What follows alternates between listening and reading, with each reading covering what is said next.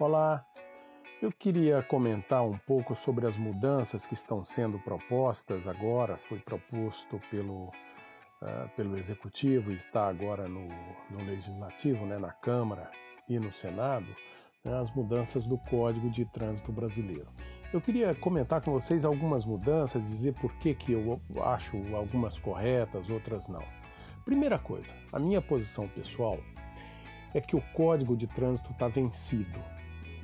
Ele está vencido, está ultrapassado, não é mais adequado por três razões. Primeiro, porque é um código analógico, essa é a primeira razão. O mundo hoje é digital, e o Código de Trânsito continua analógico.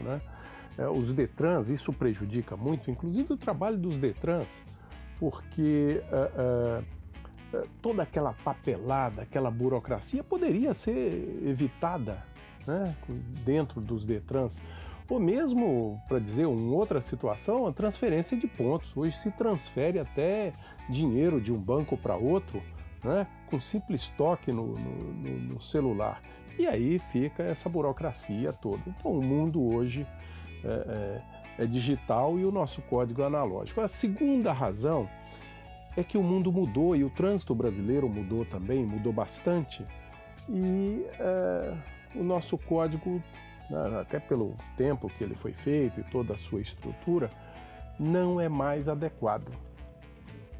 E a terceira razão, e essa é especialmente que está sendo discutida na Câmara e no Senado, é que a questão das multas.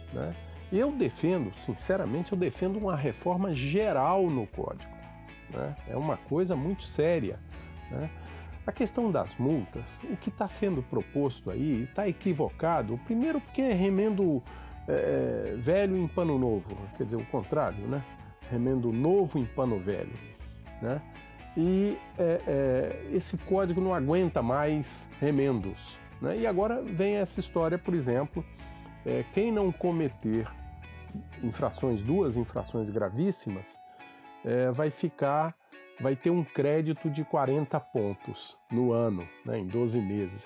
Quer dizer, se o indivíduo se comporta bem, aí ele fala, opa, eu tenho mais crédito para me comportar mal. Isso está errado. Na essência está errado. Todo mundo tem que ter uma quantidade uma, entre aspas, tolerância para cometer alguns erros, evidentemente, mas o que está se fazendo é o seguinte, você não errou não?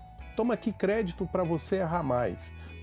Então essa ampliação dos pontos, de 40 pontos para quem não cometer nenhuma infração gravíssima, isso está errado, e mesmo de 30 pontos para quem cometer uma infração gravíssima, está errado também. Na essência está errado.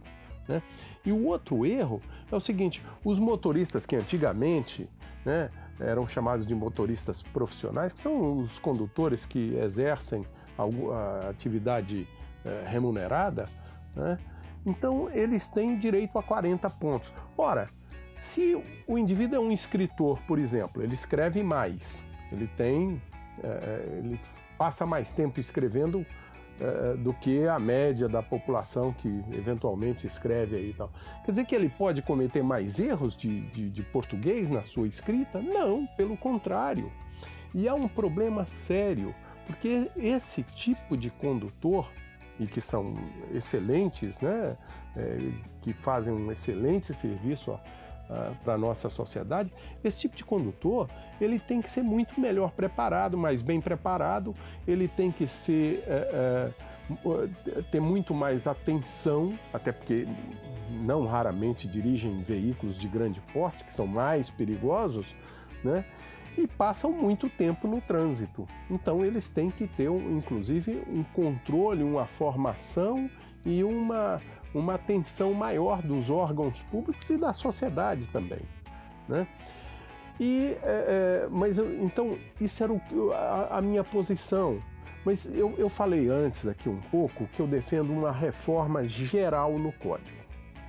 Olha, o nosso código, e vocês estão vendo aí agora nessas duas pirâmides, o nosso código, ele é equivocado, ele é ruim, ele é inadequado, porque ele tem mais, 2/3 de todas as nossas infrações são compostas de graves e gravíssimas, né? Médias e leves, infrações médias e leves, ficam com 1/3 do total das infrações. Quer dizer, isso está errado. É uma pirâmide invertida. Nós temos que desinverter essa pirâmide. E aí vocês estão vendo a pirâmide, por exemplo, aqui de Portugal, né, onde eu estou nesse momento, mas é que que as infrações graves ou muito graves são minoria. A grande maioria das infrações são infrações leves.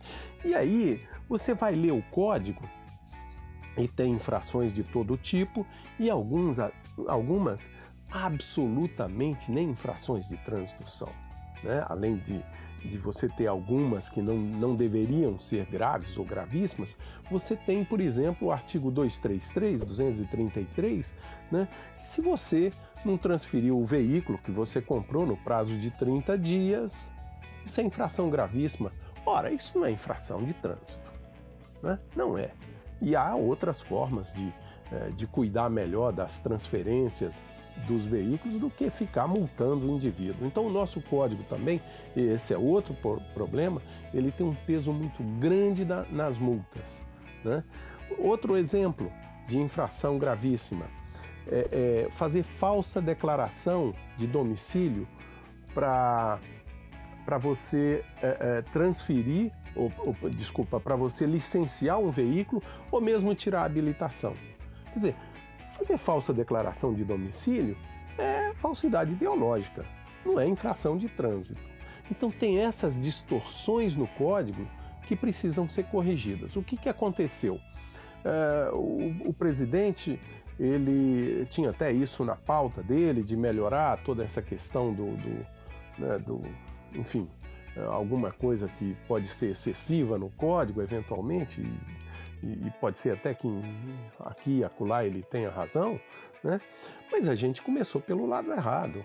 Não é por aí. Você precisa pensar, precisa primeiro ler o código, né? E falar assim, olha, isso aqui está excessivo, isso aqui está insuficiente, e fazer uma reforma geral no código. É isso que eu defendo. Grande abraço.